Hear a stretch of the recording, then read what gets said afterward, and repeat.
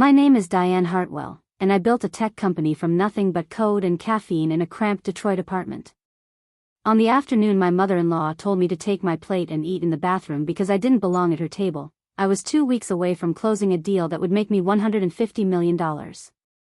But standing there in her manicured garden with 100 guests watching, holding a paper plate that suddenly felt like it weighed 1,000 pounds, none of that mattered. What mattered was the laughter. Hers, sharp and cruel, cutting through the polite murmur of the garden party like a knife through silk. What mattered was my husband Brian looking at his shoes instead of at me. What mattered was that every person in that garden, with their tennis whites and their trust funds and their summer homes in Traverse City, heard Constance Hartwell declare that I was beneath them. Before we jump back in, tell us where you're tuning in from, and if this story touches you, make sure you're subscribed, because tomorrow, I've saved something extra special for you. I stood there among the hydrangeas and the catered trays of prosciutto-wrapped melon, wearing a dress I'd bought on sale at Nordstrom Rack, and I felt something crack inside me. Not break. Crack. There's a difference. When something breaks, it scatters. When it cracks, it holds together just long enough for you to decide what to do with it. The garden party was in full swing. White tents billowed in the June breeze, their sides rolled up to let in the air from Lake St. Clair. A jazz trio played something smooth and forgettable near the rose garden. Women in linen sundresses and men in pastel polo shirts clustered around high-top tables, drinks sweating in their hands, talking about yacht clubs and golf handicaps and whose daughter just got into Yale. I had arrived exactly on time, which was apparently my first mistake. Brian's family operated on a different clock, one where fashionably late meant powerful and punctual meant desperate. Constance had greeted me at the garden gate with a smile that didn't reach her eyes. "Diane," she said, drawing out my name like it tasted sour. How punctual. I should have known then. I should have turned around, gotten back in my sensible Honda Accord, and driven away. But I didn't, because I kept thinking maybe this time would be different. Maybe after 8 years of marriage, she'd finally see me as something other than the girl from Hamtramck who'd trapped her son. Brian had gone ahead to help his father with something near the bar, leaving me to navigate the crowd alone. I knew maybe 3 people there.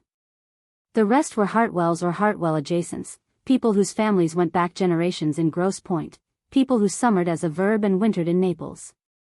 I made my way to the buffet table, trying to look like I belonged, trying to ignore the way conversations paused when I passed. The food was the kind of expensive that looks simple. Grilled vegetables with balsamic reduction. Atlantic salmon with dill aioli. Artisan cheeses with names I couldn't pronounce. I filled my plate carefully, aware that someone was probably watching, probably judging whether I took too much or served myself the wrong way. That's what 8 years in this family had taught me. Everything was a test, and I was always failing. I found a spot near the edge of the tent, not quite inside, not quite outside. A compromise position. Safe. I was taking my first bite of salmon when I heard Constance's voice rise above the jazz trio. "Oh, there she is. Brian's little wife." The way she said little made it clear she wasn't talking about my height. She swept toward me in a cream-colored silk ensemble that probably cost more than my monthly mortgage, her silver hair styled in that perfect way that only happens in expensive salons. Behind her trailed Bethany, my sister-in-law, in a pink dress that screamed country club, her diamond tennis bracelet catching the light. Bethany's husband, Douglas, followed at a distance, looking like he'd rather be anywhere else. I understood the feeling. "Diane," Constance said, her voice projecting to ensure maximum audience. "I've been meaning to talk to you." She looked at my plate, then at me, then at the people nearby who'd stopped pretending not to listen. "You know, dear, we have standards at these gatherings. Certain expectations about decorum and, well, breeding." I felt my face flush. "Excuse me?" Constance leaned in, but not so close that others couldn't hear. "That dress, darling. It's very," she paused, "department store. And the way you're standing there, hovering at the edge like you're not quite sure you belong." She smiled, and it was the smile of someone who'd perfected cruelty over decades of junior league meetings and country club luncheons. "Because you don't, do you?" Not really. Bethany laughed, a high tinkling sound like breaking crystal. Oh, Mother, you're terrible. But she wasn't disagreeing. I looked for Brian. He was across the garden, deep in conversation with his father and some men in golf attire, oblivious or choosing to be. My fingers tightened on my plate. Constance wasn't finished. You know what might be best? She gestured vaguely toward the house, a massive Tudor revival that had been in the Hartwell family since the 1920s. Why don't you take your plate inside? Maybe find somewhere quiet. The powder room, perhaps? That way you can eat in peace, and the rest of us can enjoy the party without, she waved her hand delicately, well, without the awkwardness. Go eat in the bathroom. That's what she was saying. Go eat in the bathroom because you don't belong out here with us. The garden had gone quiet.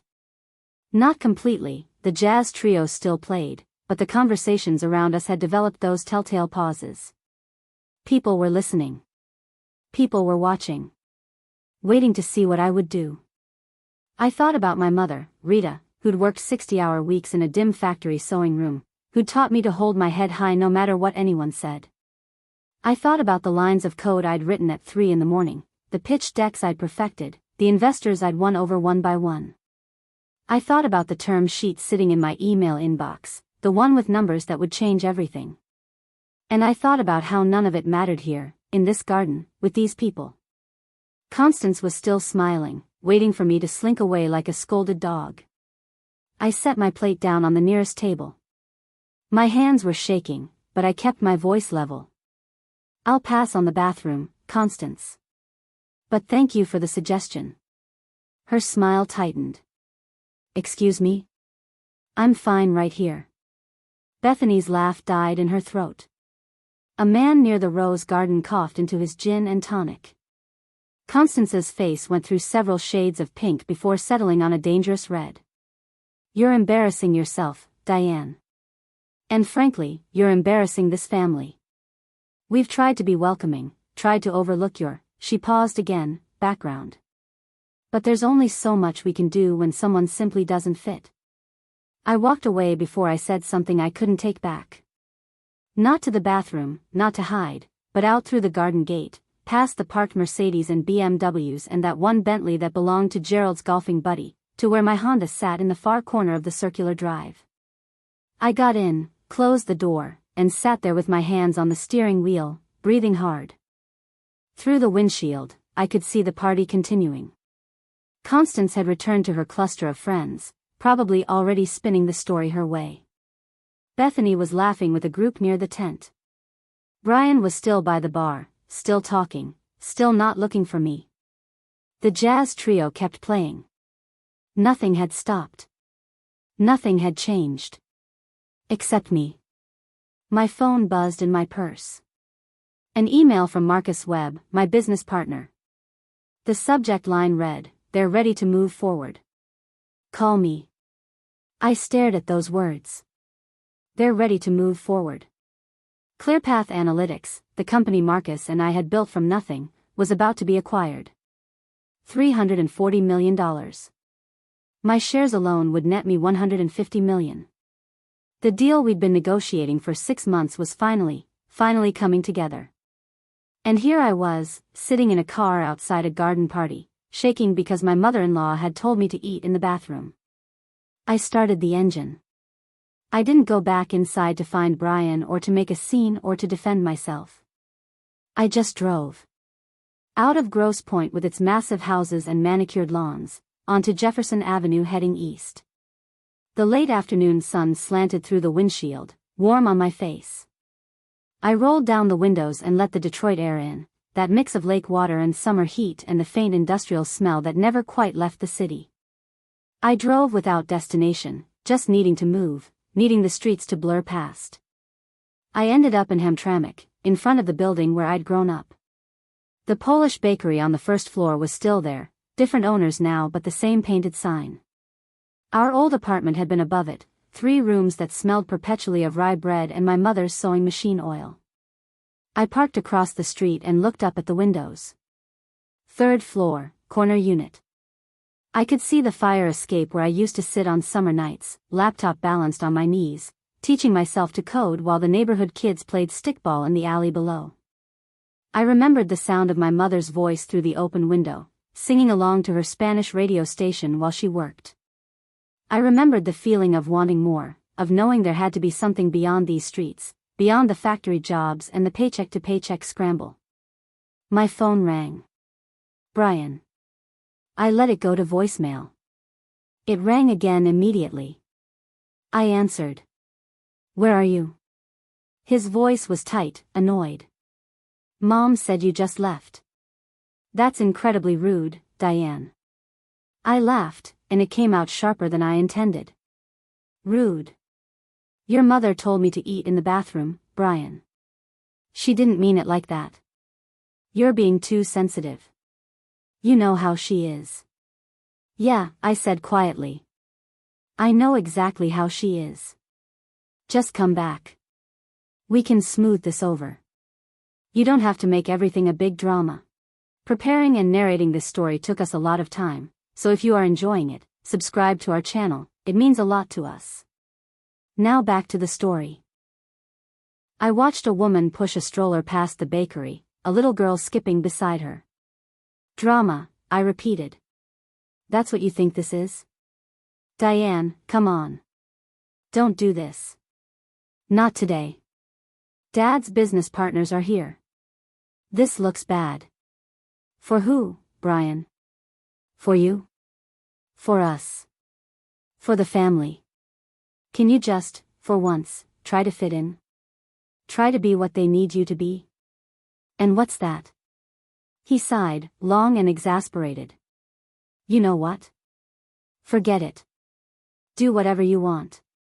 You always do anyway. He hung up.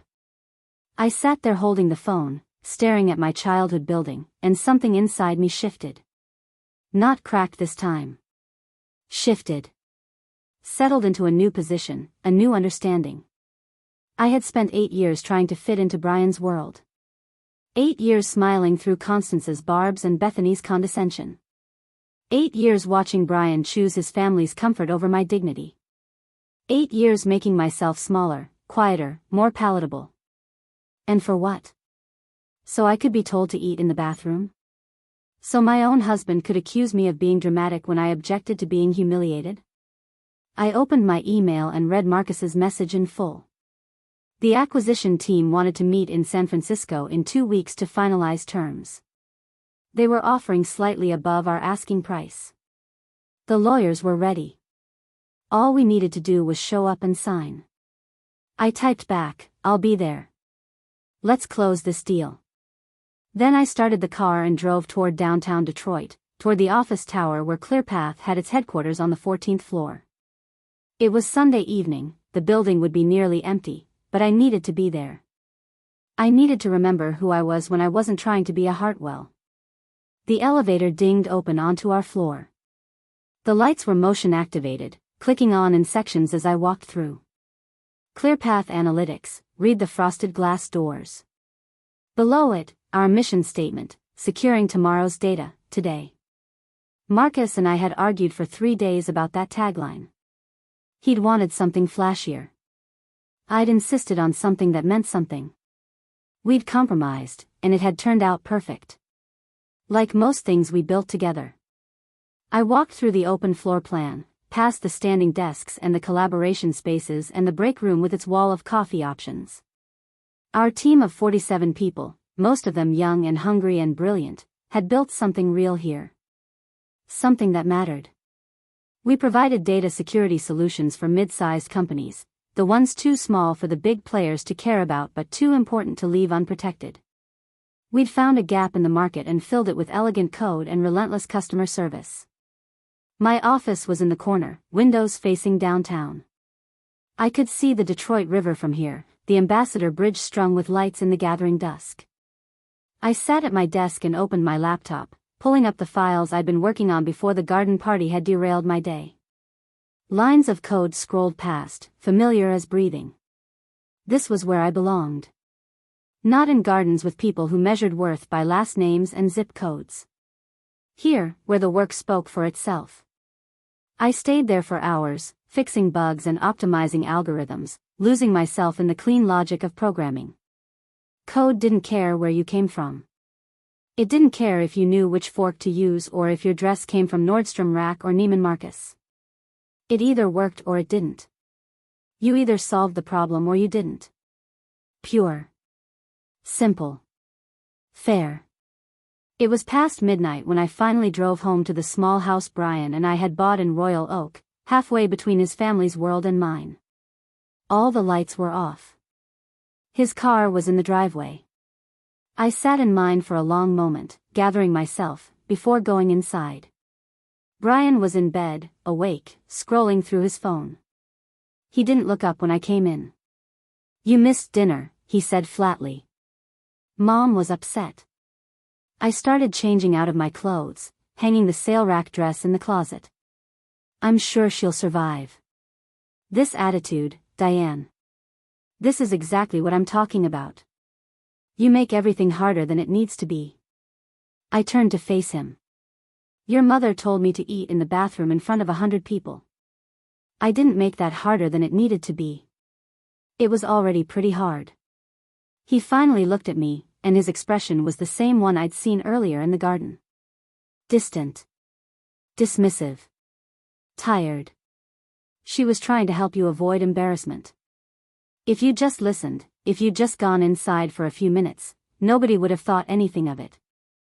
I stared at my husband, this man I'd married 8 years ago, in a small ceremony his mother had called quaint, which I'd later learned was code for cheap. This man who'd told me he loved that I was different from the girls he'd grown up with. This man who'd promised we'd be a team. "Do you hear yourself?" I asked quietly. He went back to his phone. "I'm going to sleep. We can talk about this tomorrow when you're not being so emotional." "I'm not being emotional, Brian. I'm being clear. Maybe for the first time in a long time. Whatever that means." He turned off the light on his nightstand, rolling away from me. "Good night, Diane." I stood there in the dark, listening to his breathing even out, and I realized something. I'd been sleeping next to a stranger for years. Maybe we'd always been strangers. Maybe I'd been so busy trying to prove I belonged in his world that I'd never noticed he had no interest in meeting me in mine. I grabbed a pillow and a blanket and went to the guest room. I didn't sleep much. I lay there thinking about my mother, about the apartment above the bakery, about the girl I'd been who'd believed that working hard and being smart would be enough. That girl had been naive, but she'd also been right about one thing. You couldn't wait for other people to see your worth. You had to stand in it yourself, whether they ever recognized it or not. By the time the sun came up, I'd made several decisions. I was going to San Francisco for that meeting. I was going to sign that deal.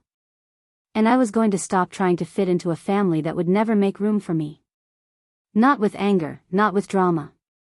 Just with the simple act of stepping back and letting them see what they'd dismissed all along. My phone buzzed with a text from Marcus, early morning thought. What if we push for an extra 10M? They want us bad enough. Worth the ask? I smiled for the first time since the garden party. Always worth the ask, I typed back. Let's go for it. Then I got up, made coffee in the quiet house, and started planning. Not revenge. I'd never been interested in revenge. But truth. Truth had a way of revealing itself when you stopped hiding it. And I was done hiding. I didn't grow up believing I could build anything that mattered. Hamtramck in the 1980s and 90s wasn't a place that sold big dreams to little girls in cramped apartments. It sold survival, and if you were lucky, maybe a union job at one of the factories that hadn't closed yet. My mother Rita came from Michoacán, Mexico, in 1978 with a suitcase full of fabric scraps and a sewing machine she'd inherited from her own mother. She was 19 years old and spoke about 30 words of English, but she could make a hem so invisible you'd swear the garment was born that way. She found work at a textile factory on the east side, the kind of place where the fluorescent lights hummed all day and the air tasted like chemical dye. 12-hour shifts, 6 days a week. Her fingers moved so fast over the industrial machines that the other women called her La Flecha, the arrow. She'd come home after dark smelling like fabric softener and machine oil, her shoulders hunched from bending over the workstation, and she'd still make dinner. Rice and beans most nights, sometimes chicken if we had extra. She never complained. Not once in all the years I knew her. We lived above Kowalski's Bakery on Joseph Compow Street. 3 rooms that caught every smell from downstairs, cinnamon and yeast and butter, which sounds charming until you realize it's there at 4 in the morning when the bakers start work and you're trying to sleep before school. The radiator clanked all winter and barely heated the place. The summer brought a different problem, heat that turned our apartment into an oven, and the box fan in the window did nothing but push the hot air around. But it was ours, or at least we rented it, and my mother kept it spotless. She'd mop those old wooden floors every Saturday until they gleamed, and she'd wash the windows even though they'd be covered in city dust again by Tuesday. I was 7 when I realized we were poor. Not because my mother told me, she never would have, but because of a school trip to the Detroit Institute of Arts. All the kids from the suburbs wore matching windbreakers from their soccer teams and carried lunch boxes with cartoon characters. They talked about swimming pools in their backyards and summer camps up north.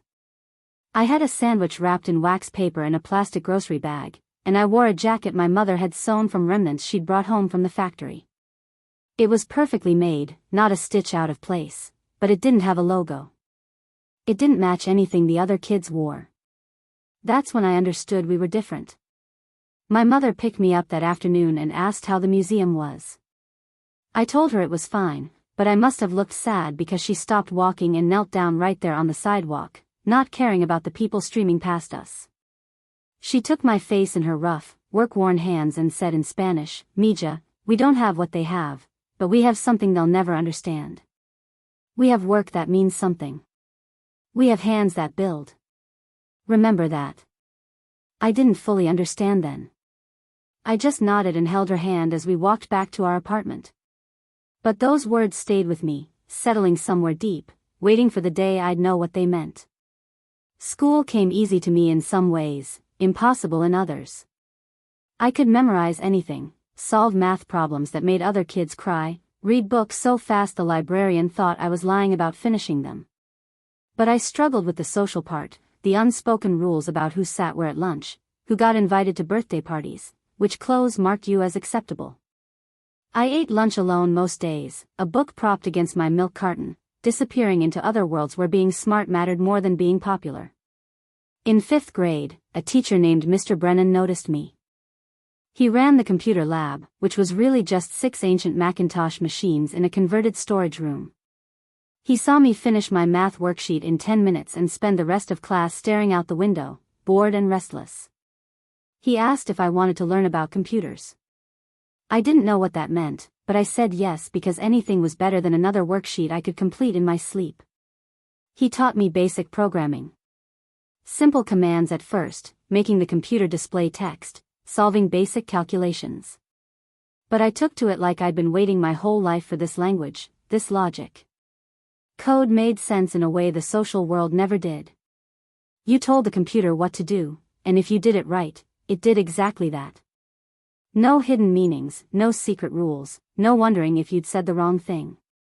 Just cause and effect, input and output, problems and solutions. I spent every free period in that computer lab. Before school, lunch hour, after school until the janitors kicked me out. Mr. Brennan let me work on projects beyond the curriculum. By 6th grade, I was writing programs that other students could use, little games and calculators. By 8th grade, I was helping Mr. Brennan troubleshoot the school's network when it went down. He told me I had a gift, and that I should think about college, about computer science programs. I didn't tell him that college felt as distant as Mars. Kids from Hamtramck didn't go to college. They went to work. My mother worked extra shifts to keep me in school supplies, to make sure I had notebooks and pencils and a graphing calculator when I needed one for algebra. She never finished high school herself, but she understood that education was the way out.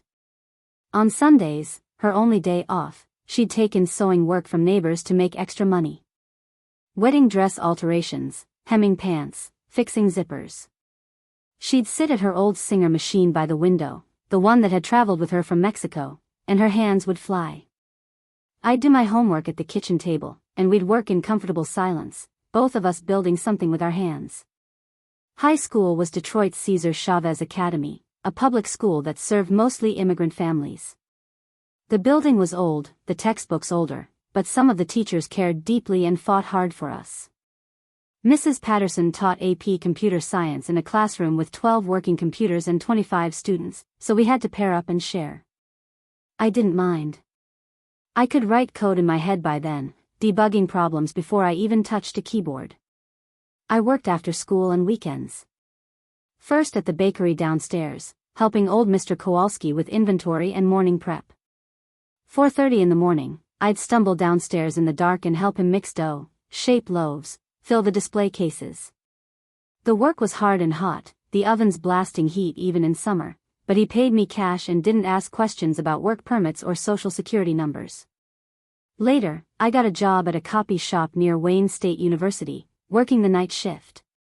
Students would come in at midnight needing to print term papers, and I'd help them troubleshoot their files, fix their formatting, recover documents they thought they'd lost. I charged them extra for the tech support, money they paid gratefully, and I saved every dollar. My mother's health started failing my junior year. The factory work had destroyed her lungs, years of breathing chemical fumes and fabric particles. She developed a cough that wouldn't quit, deep and rattling. She kept working because we needed the money, because she didn't have health insurance, because stopping meant admitting something was seriously wrong. I'd hear her at night, coughing until she couldn't breathe, and I'd bring her water and rub her back and hate myself for not being able to fix it. I applied to colleges anyway. University of Michigan, Michigan State, Wayne State. I filled out every scholarship application I could find, wrote essays about overcoming adversity and the American dream and the power of education. I meant every word, but I also knew I was writing what they wanted to hear, playing a game I was learning the rules to. Wayne State offered me a full ride, and I almost took it so I could stay close to my mother.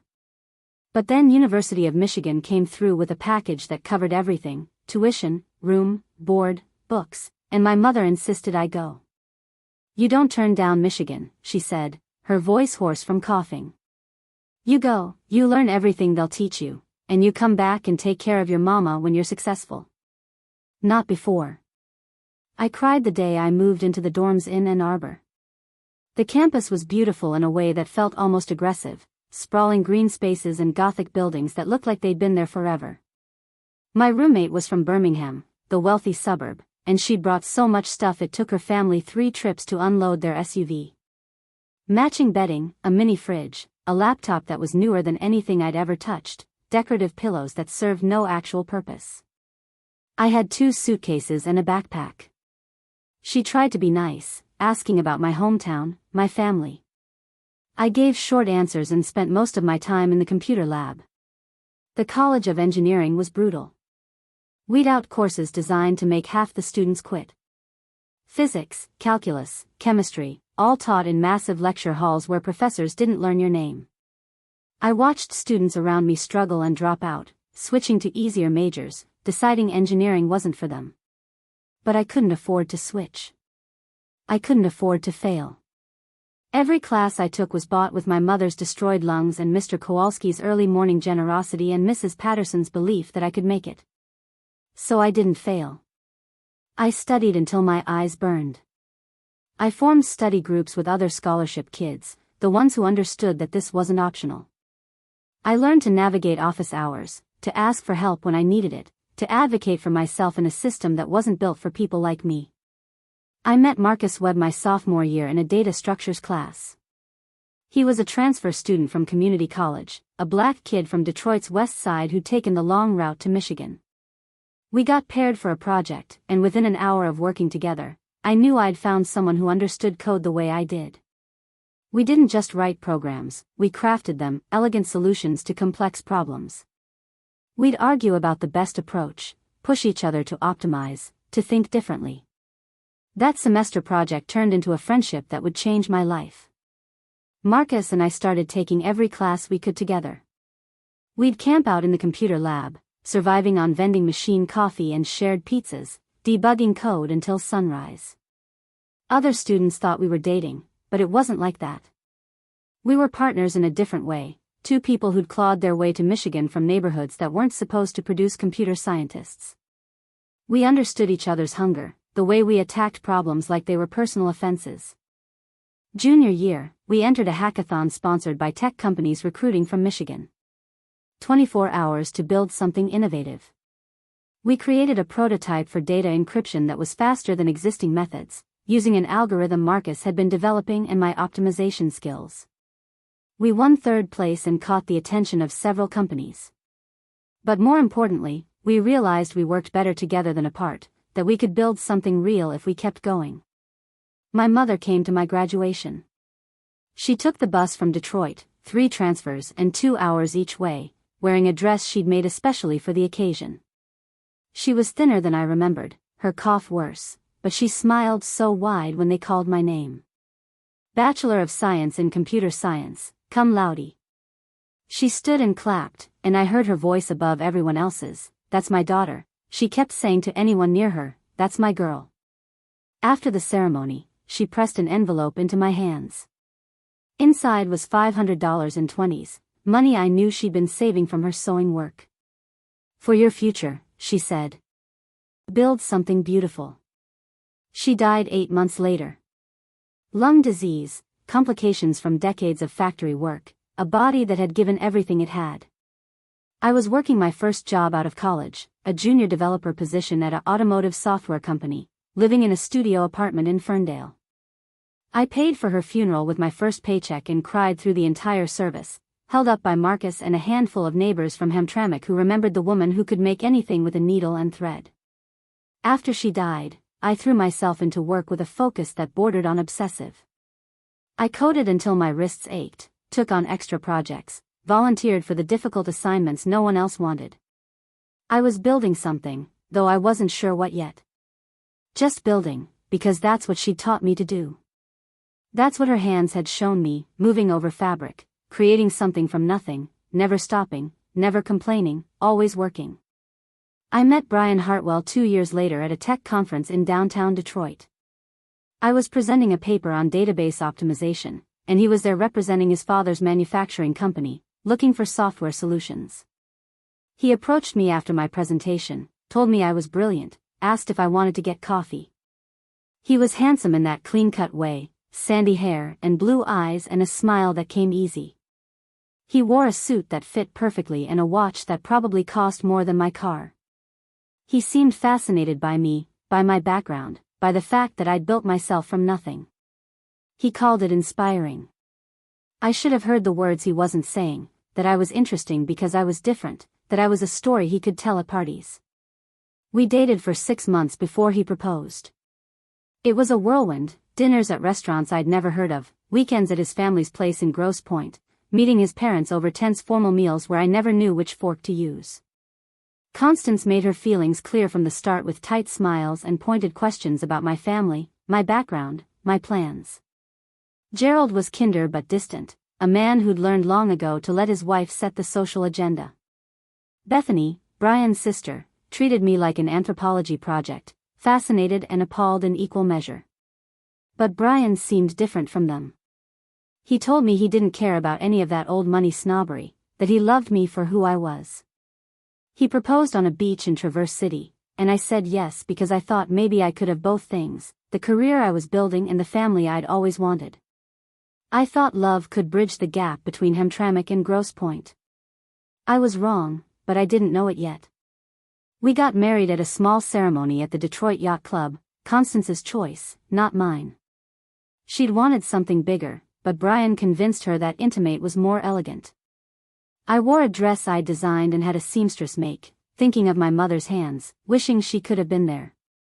Marcus was there, one of only 5 people on my side of the aisle. The rest of the guests were Hartwells and their friends, a sea of pastel and pearls and old Detroit money. The marriage was fine at first, or I told myself it was fine. We bought a house in Royal Oak, a compromise location between his world and mine. I kept working, climbing steadily at the automotive software company. Brian worked in middle management at his father's manufacturing firm, a position that had been waiting for him since graduation, a job that asked little and paid well. We had different definitions of work ethic, I realized.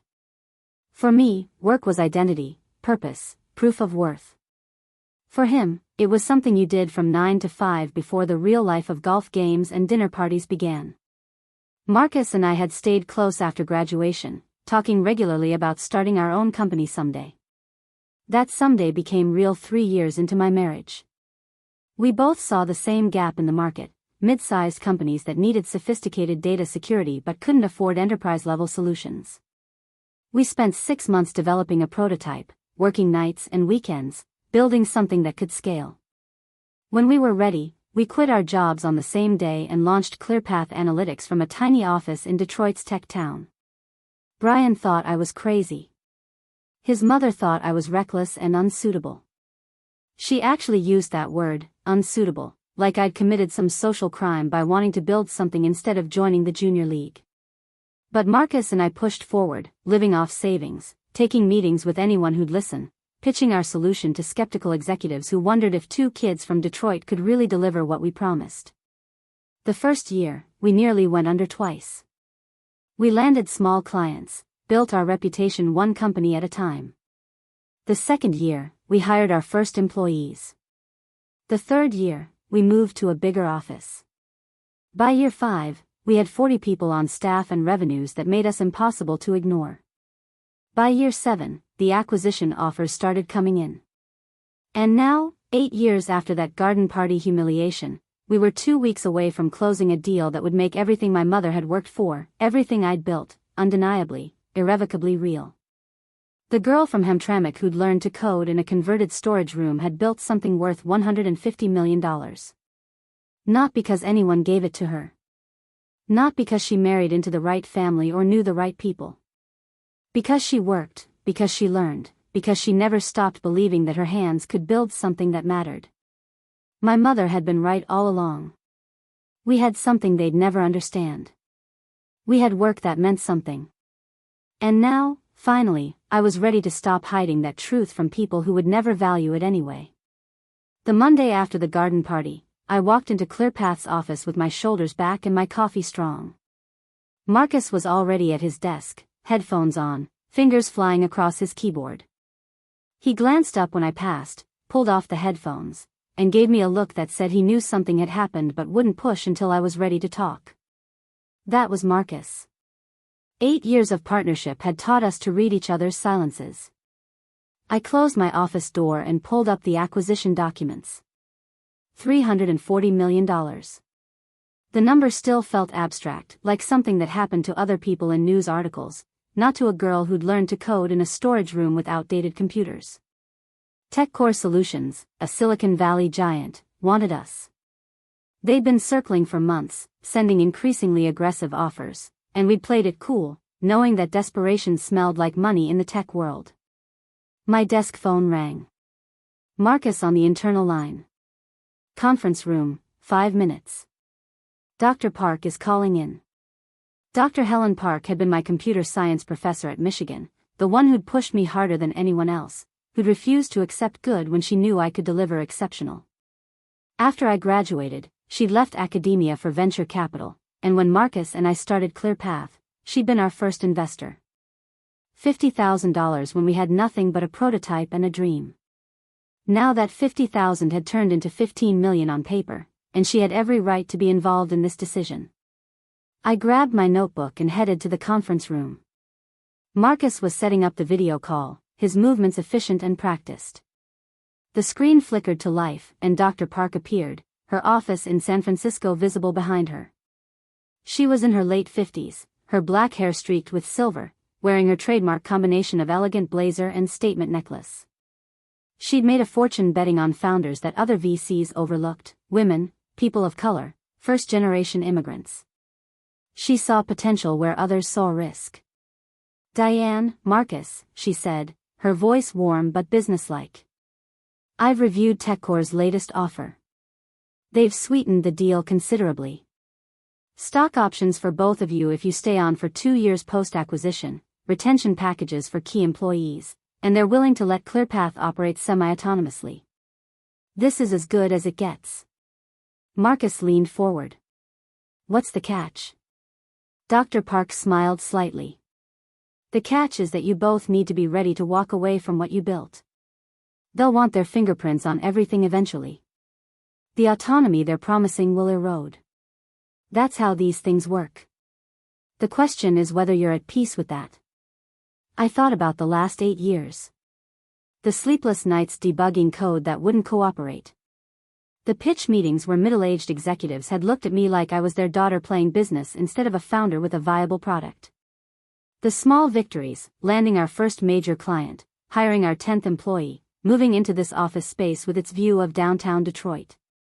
The setbacks, losing clients to bigger competitors, watching talented employees get poached by companies that could pay more, the months when payroll felt impossible. ClearPath had been built on a simple premise. Mid-sized companies deserved enterprise-level data security without enterprise-level prices. We'd created a platform that was both sophisticated and accessible, with customer service that treated every client like they were our only client. It had worked because Marcus and I had lived it. We'd been the underdogs, the overlooked, the people who had to be twice as good to get half as far. We understood our clients because we were them. But I also thought about the garden party. About Constance's face when she'd suggested I eat in the bathroom.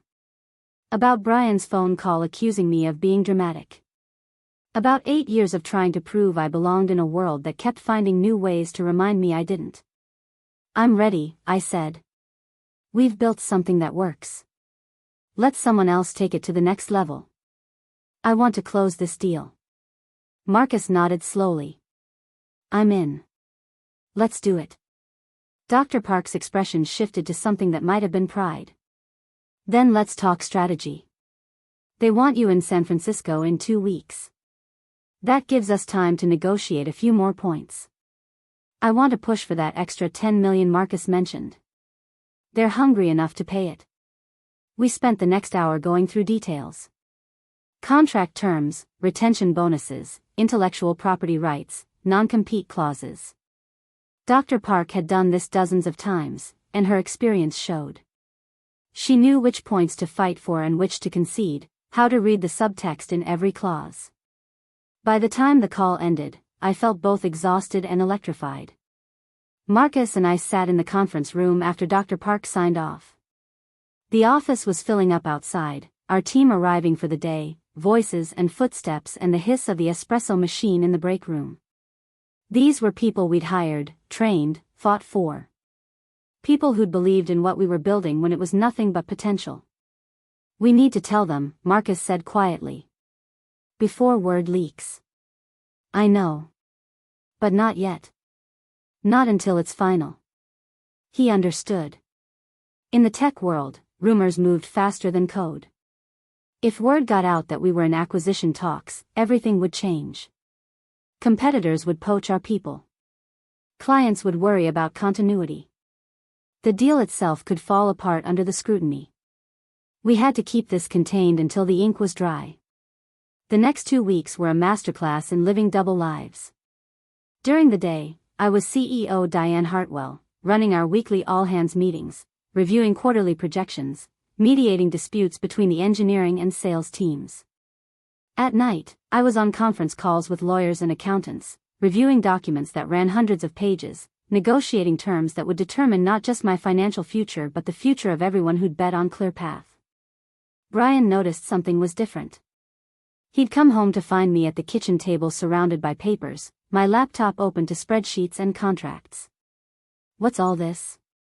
He'd ask, and I'd give vague answers about a big client deal, about end-of-quarter preparations. I didn't tell him about the acquisition. Part of me knew I should. He was my husband. But another part of me remembered him choosing his family's comfort over my dignity, and that part stayed quiet. His mother called one evening while I was reviewing financial projections. Brian answered, putting her on speaker without asking if I minded. Diane's there? Constance's voice filled the kitchen. I wanted to apologize for the misunderstanding at the party. Sometimes my attempts at humor don't land quite right. It wasn't humor, I said, not looking up from my laptop. It was cruel, and you meant it. Brian shot me a warning look. Mom, we appreciate you calling. Diane's just been stressed with work. Things will smooth over. I closed my laptop slowly. Don't speak for me, Brian. His jaw tightened. Can we not do this right now? Constance's voice dripped false sweetness through the speaker. Diane, dear, I think what Brian means is that family harmony requires some flexibility. Some willingness to overlook small slights. Small slights, I repeated. You told me to eat in a bathroom. I suggested you might be more comfortable inside. There's a difference. No, I said, my voice level and cold. There isn't. And I'm done pretending there is. I walked out of the kitchen, grabbed my keys, and drove to the office. It was 9 at night, the building nearly empty, but I needed the space, the quiet, the reminder of what I'd built away from the Hartwell world and its suffocating expectations. Marcus found me there an hour later. He had a key to the building, and he'd clearly decided I needed company even if I hadn't asked for it. He set a bag of Thai food on my desk and pulled up a chair. Want to talk about it? I shook my head, opening the bag. The smell of pad Thai filled the office, comforting and familiar. We'd eaten countless meals like this over the years, working late, pushing through problems, building something neither of us could have built alone. Marcus picked at his spring rolls. I've been thinking about what happens after. After we sign, after we're millionaires, after this whole thing is real. And I think I want to start another company. Something smaller, something that matters. Maybe focus on security solutions for nonprofits, organizations that really can't afford to get hacked but have no budget for protection. I smiled despite everything. You're going to give away your millions? Not give away. Invest differently. There's a difference between making money and making money matter. My mother would have liked you, I said quietly. Marcus had met her once, just before she died. He'd driven me to Hamtramck when she was in hospice care at home, had sat in that tiny apartment above the bakery and listened to her stories about Mexico, about crossing the border, about learning to sew in a language she didn't speak. She'd told him to take care of me after she was gone, and he'd promised he would. He'd kept that promise in ways large and small ever since. The San Francisco trip approached faster than I expected. I booked my flight, reserved a hotel room, packed my most professional outfits. Brian asked why I was going to California, and I told him it was a client meeting. Technically true, if you considered TechCore a future client of sorts. He barely looked up from his phone, just nodded and went back to scrolling. The night before I left, I couldn't sleep. I kept thinking about my mother's hands, the way they'd moved over fabric with such certainty, such skill. She'd built things with those hands, things people wore and treasured, but she'd never owned anything of real value. The apartment had been rented, the sewing machine old when she got it.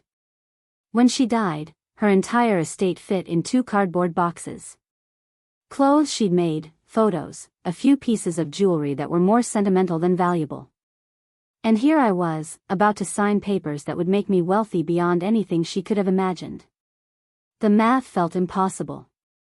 Her lifetime of work had bought me food and shelter and education. My lifetime of work was about to buy me freedom, security, the kind of money that changed everything. It didn't feel fair. It felt like I was betraying something, even though I knew she would have been proud, would have told me to take every dollar and build something beautiful with it. I flew to San Francisco on a Tuesday morning. Marcus sat beside me on the plane, both of us reviewing documents on our laptops, barely speaking. We'd done all the talking we needed to do. Now it was just execution. Dr. Park met us at the hotel, a boutique place in Soma that she'd chosen for its proximity to TechCore's headquarters. She took us to dinner that night at a restaurant where every dish was a tiny work of art and probably cost more than my mother had made in a week. Tomorrow morning, 9 a.m., she said over something the menu called deconstructed halibut. They'll have their full team there. CEO, CFO, head of acquisitions, several lawyers. It's going to be intimidating. They do that on purpose. They want you to feel small so you'll accept their terms without pushing back. Marcus and I exchanged glances. We'd spent our careers being underestimated. Intimidation was nothing new. Let them try, I said. Dr. Park smiled. That's what I wanted to hear. That night, alone in my hotel room with its view of the city lights, I called the office voicemail and listened to messages from our team. Questions about client contracts, updates on product development, someone's birthday celebration plans. Normal work life, continuing without me. That's what success looked like, I realized. Building something that could function without you. Building something bigger than yourself.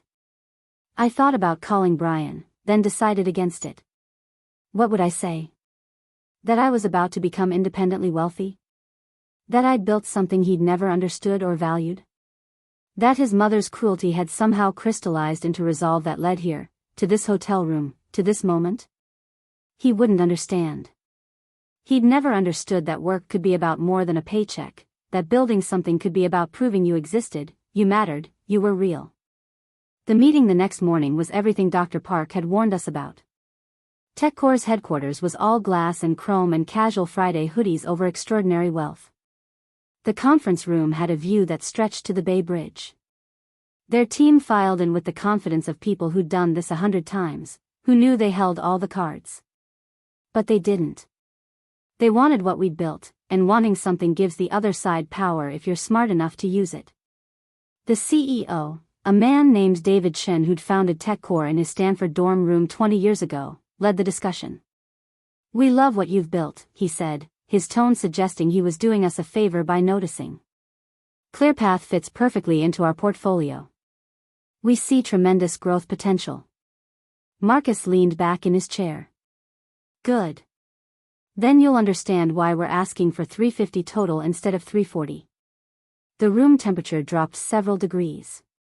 The CFO, a sharp-eyed woman named Patricia, frowned. That's not what we discussed. Dr. Park slid a document across the table. Our analysis shows you're undervaluing our customer retention rates. 97% retention over 3 years. That's exceptional in this market. Factor in our development pipeline and our team quality, and $350 is more than fair. What followed was 3 hours of the most intense negotiation I'd ever experienced. Every number questioned, every assumption challenged, every term debated.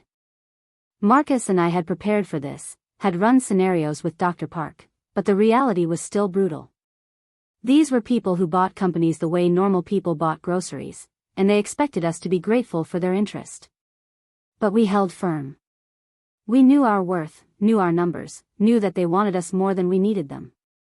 At one point, David Chen stood up as if to leave, a classic negotiating tactic. Dr. Park didn't blink. She just said, "We'll take our company to Stratton Digital. They've been asking." He sat back down. By noon, we had an agreement. $350 million total. My shares would net me $153 million after taxes. Marcus would get slightly more. Dr. Park would multiply her initial investment by 300. The rest would be distributed among our other early investors and key employees. We'd stay on for 18 months, not 2 years. We'd maintain operational control over product development. We'd have seats on the advisory board. We shook hands. Lawyers would spend the next week finalizing paperwork, but the deal was done. I walked out of that conference room into the California sunshine, and my legs almost gave out. Marcus caught my elbow, steadied me. Dr. Park smiled like a proud parent. You just changed your life, she said simply. Both of you. How does it feel? I looked at Marcus. He looked at me. We both started laughing, the kind of laughter that's half relief, half disbelief, all exhaustion. We'd done it. 2 kids from Detroit who weren't supposed to make it had just negotiated one of the biggest tech acquisitions of the year. That night, Dr. Park took us to a steakhouse that felt like old money and celebration. She ordered champagne, the kind that costs more than my first car. We toasted to ClearPath, to 8 years of work, to the future. Marcus gave a speech about partnership and persistence. Dr. Park talked about believing in people others overlook. When it was my turn, I raised my glass and said simply, to my mother, who taught me that work means something. They understood. That was the thing about people who'd built themselves. They knew that success wasn't just about money. It was about proof. Proof that you were real, that you mattered, that no one could tell you to eat in the bathroom because you'd built something they couldn't ignore. I flew back to Detroit the next day with a secret that felt like fire in my chest. In 1 week, the paperwork would be final. In 1 week, my life would change in ways I was still trying to comprehend. In 1 week, I'd walk back into that world that had dismissed me, and everything would be different. I didn't know yet that Brian's world was about to collapse. I didn't know that Constance would learn the truth in the most humiliating way possible. I didn't know that standing in my worth would cost me my marriage but save my soul. All I knew was that I'd built something real with my own hands, just like my mother had taught me, and no one could ever take that away. The paperwork took 6 days to finalize. 6 days of lawyers reviewing every clause, accountants verifying every number, both sides dotting final I's and crossing final T's. I went through the motions at work, attending meetings, responding to emails, acting like everything was normal while carrying a secret that felt heavier with each passing hour. Marcus and I barely spoke about it at the office, paranoid that somehow the walls had ears, that someone would overhear and the news would leak before we were ready. On Thursday afternoon, 3 days before the deal would close and become public, Brian's sister Bethany called my cell phone. I almost didn't answer, but something made me pick up. Diane, her voice was honey-sweet, dripping with false warmth. Mother is hosting a small family dinner Saturday night. She'd really love it if you and Brian could come. A chance to smooth things over after the garden party incident. I sat at my desk, looking out at the Detroit skyline, weighing my options. Every instinct told me to decline, to avoid another situation where I'd be the outsider at their table. But another part of me, the part that had spent a week negotiating with Silicon Valley executives, the part that knew exactly what was about to become public knowledge, that part said yes. We'll be there, I told Bethany. What time? 7 o'clock. And Diane, she paused, maybe we're something a bit more formal this time. Mother appreciates when people make an effort. I hung up without responding to that last part. Then I texted Marcus, it's happening Saturday. The news breaks Monday. This is going to be perfect timing.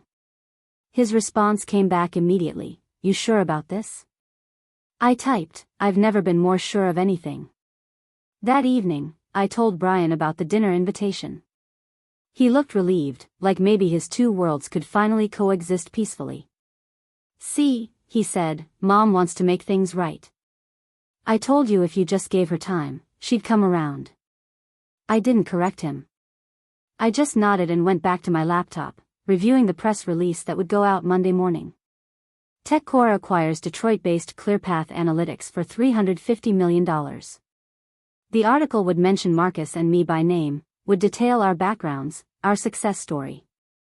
By Monday afternoon, everyone would know. But Saturday would come first. I spent Friday morning at the office finishing final preparations for the acquisition announcement. We'd scheduled an all-hands meeting for Monday at 9 a.m. to tell our team before the news went public. Marcus and I had written speeches, prepared Q&A documents, arranged for HR to discuss what the acquisition meant for everyone's jobs and stock options. Some of our early employees would become millionaires themselves, not at our level, but enough to change their lives. We owed them honesty and transparency. Dr. Park called that afternoon from San Francisco. The wire transfers will process Monday morning at 6 a.m. Eastern. By the time you're having breakfast, you'll be extraordinarily wealthy. How are you feeling? I looked around my office, at the framed photo of my mother on my desk, at the whiteboard still covered in code from a debugging session last week, at the view of the city that had given me everything. Terrified, I admitted. And ready. Good, Dr. Park said. Terror means you understand the magnitude. Ready means you've earned it. We're both of those Saturday night. Saturday arrived cold and gray, typical November weather in Michigan. I spent the morning at a salon in Birmingham, the wealthy suburb where Constance got her hair done. I had my hair styled, my makeup professionally applied, my nails manicured. I bought a dress from Saks Fifth Avenue, not the sale rack this time, but full price from the designer section. A black sheath dress that was elegant and expensive and unmistakably luxurious. I bought shoes that cost more than my first month's rent in that studio apartment in Ferndale. I bought jewelry, simple but real, a diamond pendant that caught the light. Brian noticed when I came home. "Wow," he said, taking in the transformation. "You look incredible." "See, I told you Mom would appreciate the effort." I smiled and said nothing. He had no idea that the effort wasn't for Constance's approval. It was armor. It was preparation. It was me deciding that if I was going to walk into that house one more time, I'd do it on my terms. We drove to Grosse Pointe in Brian's Audi. He talked the whole way about some project at his father's company, some client complaint he was handling. I watched the houses get progressively larger as we crossed from Royal Oak into the wealthy suburbs, watched the lawns spread wider, the gates grow taller. Old money, protecting itself from the world outside. The Hartwell estate looked different in November than it had at the summer garden party. The garden was bare now, flower beds covered with mulch, trees skeletal against the gray sky.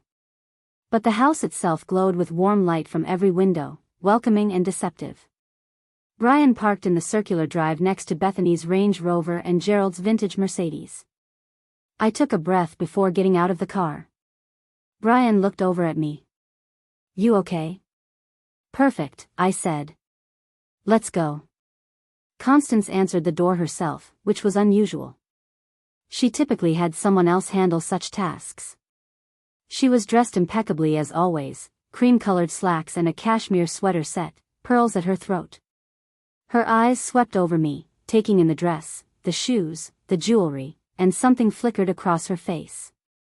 Surprise, maybe, or calculation. "Diane," she said, air kissing near my cheeks without actually making contact. "Don't you look lovely? Come in, come in. Everyone's in the living room." The house smelled like roasted meat and would smoke from the fireplace. We followed Constance through the marble-floored foyer into the living room where Gerald stood by the bar, Bethany perched on the sofa next to her husband Douglas, and another couple I didn't recognize sat in the wing chairs. Everyone held crystal glasses of wine or cocktails. Constance made introductions. "This is Richard and Pamela Thornton.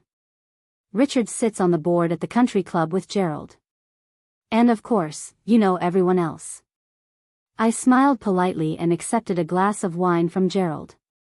The conversation resumed, talk of golf handicaps and an upcoming charity gala and someone's daughter's wedding in Bloomfield Hills. I sipped my wine and listened, playing the role I'd played for 8 years, the quiet one, the outsider trying to blend in. Dinner was served in the formal dining room, a space that could have seated 20 but tonight held just the 8 of us. The table was set with china that had been in the Hartwell family for generations, silver that required polishing, crystal that caught the candlelight. We were served by a woman Constance introduced as Maria, who brought out course after course. Butternut squash soup, mixed greens with pears and gorgonzola, herb-crusted rack of lamb, roasted vegetables, and finally a chocolate torte with raspberry coulis. Halfway through the main course, Constance set down her fork and looked directly at me. "So Diane," she said, her voice carrying across the table. "Brian mentioned you've been working on some big project at your little company. How's that going?" The table went quiet. Bethany paused mid-bite. Gerald reached for his wine glass. Richard and Pamela, the country club friends, looked politely interested. Brian smiled encouragingly, like his mother was finally taking an interest in my work. "It's going very well," I said evenly. "We're closing a major deal on Monday." "How nice," Constance said, the words themselves neutral but the tone condescending. "And what exactly does your company do again?" "Something with computers? Data security and analytics for mid-sized businesses." She pursed her lips. "I'm sure that's very important. Though I confess, I've never quite understood why these little tech companies think they're going to change the world. Most of them fail within a few years, don't they?" Marcus and I have been running ClearPath for 8 years, I said. We've been profitable for 6 of those. Well, 8 years, Constance waved her hand dismissively. That's hardly established, is it? The Hartwell company has been in business for 70 years. That's legacy. That's something real. Bethany jumped in, her voice syrupy. Mother's just saying that there's a difference between a real career and, well, a startup. Douglas works in corporate law at a firm that's been around since the 1950s. That's stability. That's prestige. I set down my fork carefully. And what you're both saying is that my work doesn't measure up to your standards. Constance looked at me with mock surprise. Darling, I'm not saying that at all. I'm simply pointing out that some professions have more gravitas than others. Brian works for a family business with roots in this community. Bethany married well and supports her husband's important career. These are the kinds of choices that reflect good breeding and judgment. And I didn't make those choices, I said, my voice calm but my heart pounding. Well, Constance smiled tightly, you made the choices available to someone with your background. I'm sure you've done very well for yourself, considering where you started. The room had gone completely silent. Even Maria, clearing plates in the corner, had frozen. Brian was looking at his mother with an expression I couldn't read. Gerald was suddenly very interested in his wine glass. The Thorntons looked deeply uncomfortable, like they wished they could disappear. Where I started, I repeated slowly. You mean Hamtramck. You mean my mother, who worked in a factory. You mean the fact that I'm the daughter of an immigrant and a woman who sewed clothes for a living. Constance's smile never wavered. I mean that we all come from different circumstances, dear. There's no shame in being working class. We just need to be realistic about what that means for one's prospects. Something inside me shifted, clicked into place like the final piece of code in a complex program. This was the moment. This was why I'd said yes to this dinner, why I'd bought the expensive dress, why I'd sat through this performance of genteel cruelty. Not because I needed their approval anymore, but because I needed them to see what they'd dismissed. I reached into my purse and pulled out my phone. I'd saved a draft email there, the press release that would go out Monday morning. I opened it and set the phone on the table in front of me. You're right, Constance, I said. We all do come from different circumstances. My mother worked 12-hour shifts in a factory so I could go to college. I learned to code in a converted storage room with donated computers. I built my company with my business partner from a tiny office with second-hand furniture. Those were my circumstances. I turned the phone so she could see the screen. And on Monday morning, the world is going to learn that those circumstances led to me and my partner selling our little tech company for $350 million. My personal share is $153 million. The silence that followed was absolute. Constance's face went through a remarkable journey of expressions in about 5 seconds. Confusion, disbelief, shock, and finally something that might have been horror. Bethany's fork clattered to her plate. Gerald leaned forward, squinting at my phone screen. Richard and Pamela exchanged glances, clearly recalculating everything they'd assumed about the evening's dynamics. Brian spoke first. Wait, what? $350 million? I looked at my husband, the man I'd been married to for 8 years, and realized he'd never really listened when I talked about work. He'd never asked what ClearPath was worth, never wondered why investors kept calling, never considered that his wife might be building something significant. Because in his world, women like me didn't build things that mattered. We had hobbies and jobs, not careers and empires. TechCore Solutions, a Fortune 500 company, is acquiring ClearPath, I said, addressing the entire table. The deal closes Monday morning. By Monday afternoon, it'll be public knowledge. The press release will mention me and Marcus by name. There will be articles in TechCrunch, The Wall Street Journal, Forbes. Our success story, 2 founders from Detroit who built a company that filled a real need in the market. Constance had recovered enough to speak, though her voice was strained. She paused, that's quite an achievement, Diane. I stood up, my chair scraping against the hardwood floor. It is quite an achievement. And you know what the beautiful thing is? I did it without any of you. Without your connections, without your country club memberships, without your approval. I did it with my hands and my brain and my partner who believed in me when no one else did. Diane, sit down, Brian said, his voice tight with embarrassment. Don't make a scene. A scene, I repeated, and I felt laughter bubbling up. You're worried about a scene. Your mother has spent 8 years telling me I'm not good enough for this family. She told me to eat in a bathroom at your wedding to her. She just sat here and told me my work doesn't measure up to your family's 70-year-old company. And I'm making a scene by telling the truth? I picked up my purse and turned to Constance. You were right about one thing. We do come from different circumstances. You inherited your position. I earned mine. You measure worth by pedigree and postal codes. I measure it by what you build and who you help. And here's what I've learned in 8 years of trying to be good enough for this family. I was always good enough. You just couldn't see it because you never looked. I walked toward the door, my expensive shoes clicking on the marble floor.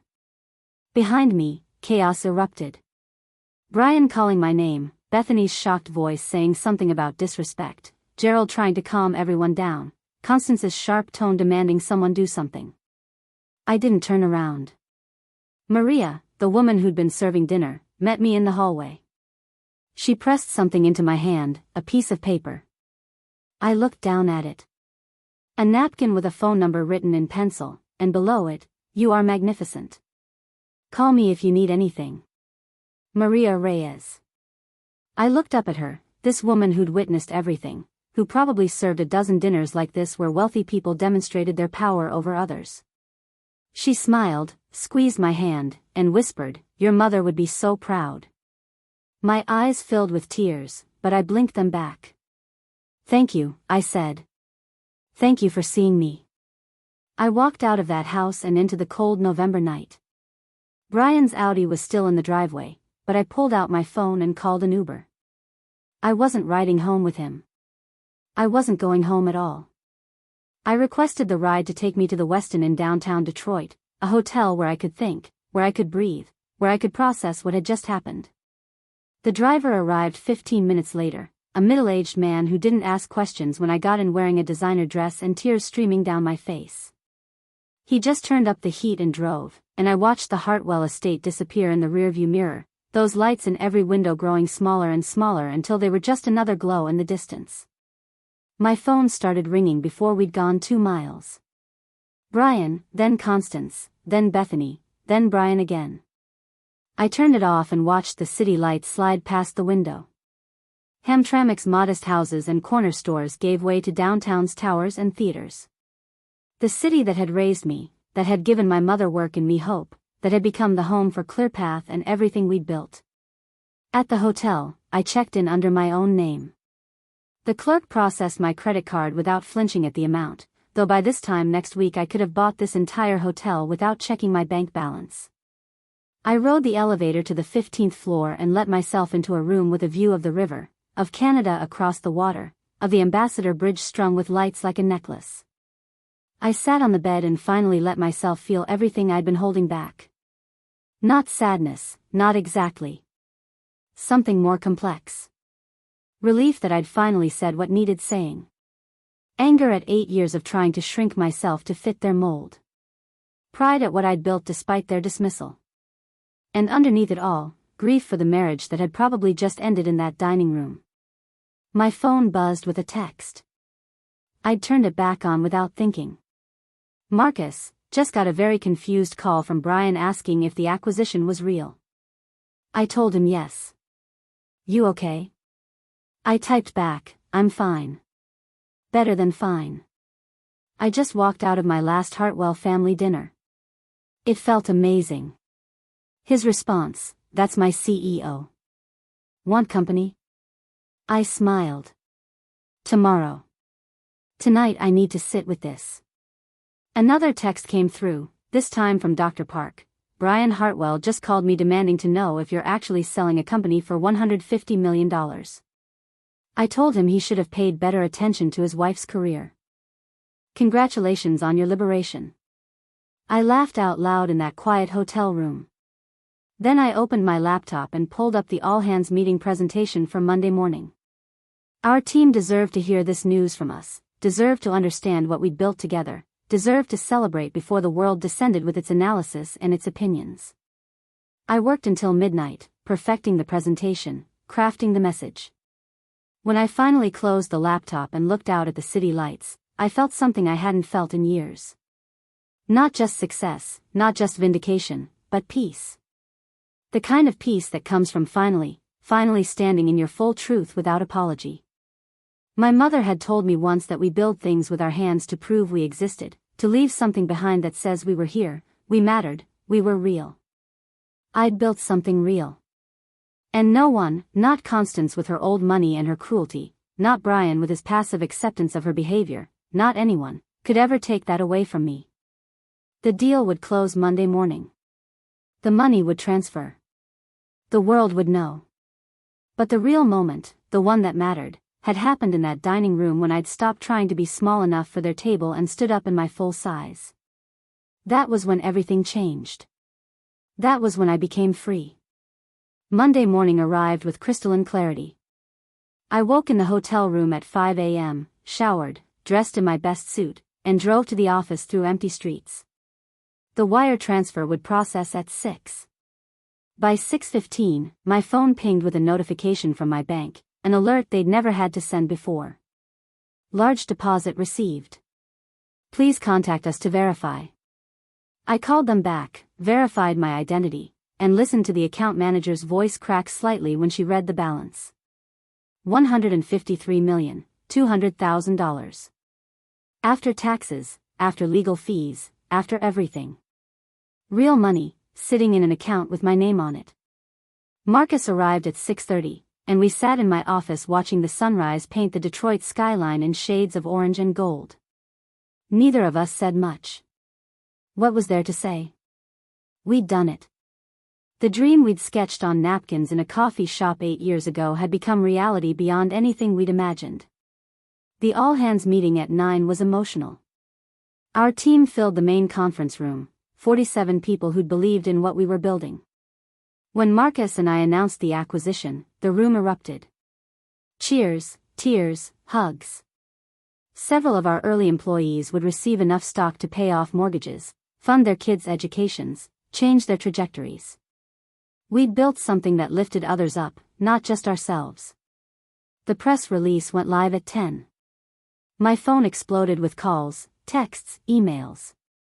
Reporters wanting interviews, former colleagues congratulating me, investors who'd passed on us years ago suddenly very interested in my next venture. I ignored most of it, but I did answer when Dr. Park called. "How does it feel to be one of the wealthiest women in Michigan?" she asked. "Like I can finally breathe," I told her. Brian called 17 times that day. I didn't answer. His voicemails progressed from confused to angry to desperate. The last one, left at 4 p.m., was different. "Diane, we need to talk. Please. I think I made a terrible mistake." I deleted it without responding. Tuesday morning, an attorney I'd never met called my office. He introduced himself as representing Diane Hartwell in a divorce proceeding. My husband was filing. The grounds cited were irreconcilable differences and, incredibly, financial infidelity. He claimed I'd hidden assets from him during our marriage. I hung up and called my own attorney, a woman Marcus had recommended who specialized in high-net-worth divorces. Within an hour, she'd reviewed my situation and started laughing. "He's claiming you hid assets? You built a company. That's not hiding, that's working. This is going to be straightforward, especially since Michigan is not a community property state and you had the company before the marriage became troubled." The divorce proceeding stretched over 6 weeks, but the outcome was never in doubt. Brian had no claim to ClearPath or the acquisition money. The company had been founded during our marriage, but with my own capital, my own labor, my own expertise. He'd contributed nothing to it. The house in Royal Oak would be sold and the proceeds split. He'd keep his car, I'd keep mine. Everything else was negotiable, but the money, my money, was mine alone.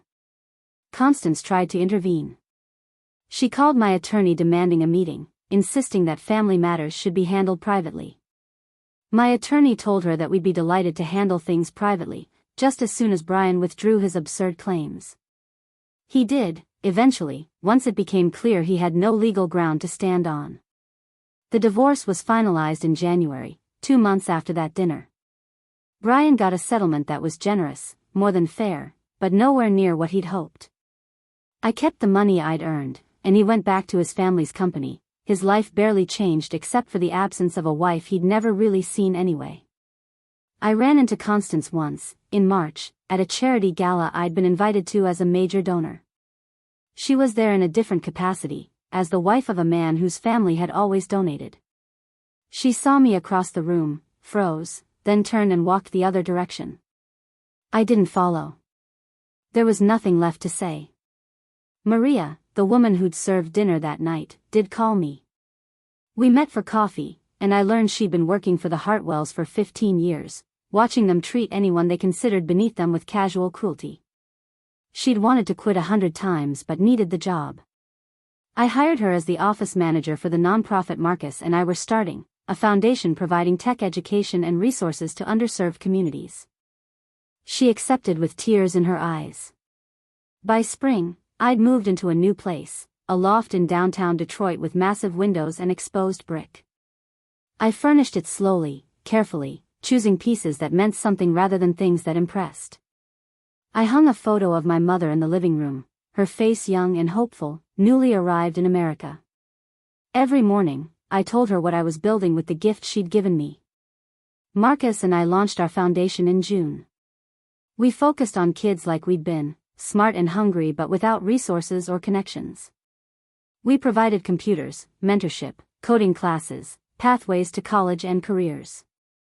The money I'd made from ClearPath was fuel for something bigger now, something that would outlast me. I never remarried. I dated occasionally, met interesting people, had meaningful connections. But I learned that I didn't need partnership to feel complete. I'd built myself from nothing once, and I could do it again, differently, on my own terms. Years later, I gave a commencement speech at the University of Michigan. I told the graduates about growing up above a bakery, about learning to code in a storage room, about my mother's hands building things with thread and determination. I told them about the garden party, about being told to eat in a bathroom, about the moment I stopped trying to fit into spaces that were never meant to hold me. And I told them the truth that had taken me too long to learn. Your worth isn't determined by who accepts you. It's determined by what you build, who you help, and whether you can look at yourself without flinching. Build something that matters. Help someone who needs it. Stand in your truth without apology. The students stood and cheered, but I was talking to that girl in Hamtramck, the one who'd believed that working hard would be enough. I was telling her she'd been right all along. Not about being accepted, but about something more important. About building something real with your own hands, about proving you existed not to others but to yourself. My mother had known. We build things to show we were here, we mattered, we were real. I'd built a company, a fortune, a foundation, a life. And no one, not Constance with her cruelty, not Brian with his betrayal, not anyone, could ever take that away. I was real. I'd always been real. I just finally knew it. Up next, you've got 2 more standout stories right on your screen. If this one hit the mark, you won't want to pass these up. Just click and check them out.